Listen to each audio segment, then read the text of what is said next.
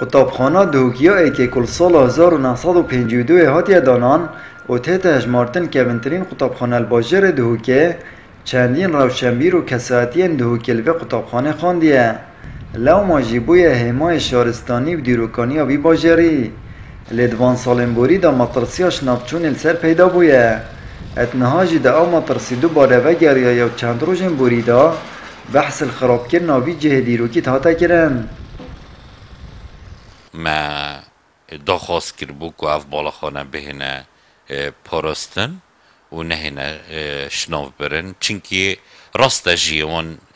نبویه او جیه که یاسا شینوارا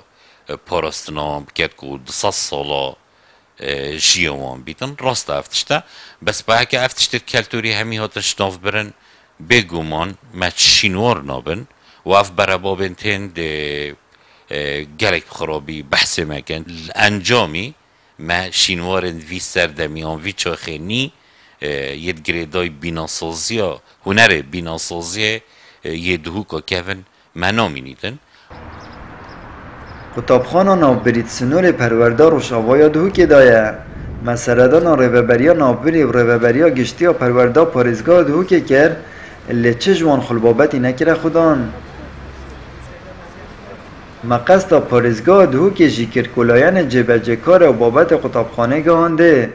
جگر پارزگار دهوکت بیجید اتنها دا کار درست کرن و باخچه که الپشت پارک و نورست هتا کرن او قطابخانه جید کویت چارچو بیوی باخچه دا هر دیسان بیجید قطابخانه نابریناه تا خراب کرن و دیمینید بلکه هندک بشن کنیل سرهاتین زده کرن دهنه را کرن. اف مدرسه سال 1952 جی كنت بقولت الدهوك الاولى او دميني توكي خو رنگا كد بجن جهورينا كل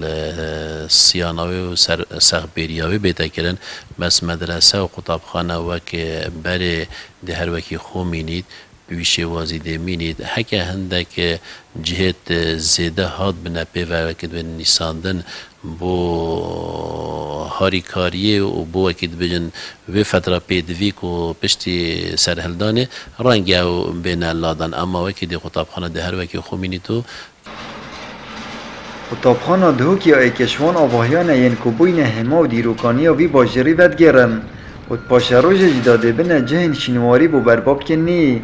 لو ما پاراستن وان ارکلاین پیوندیدار الپارزگاه دهوکه آمد بریفکانی کنال آسمانی پیام دهوک.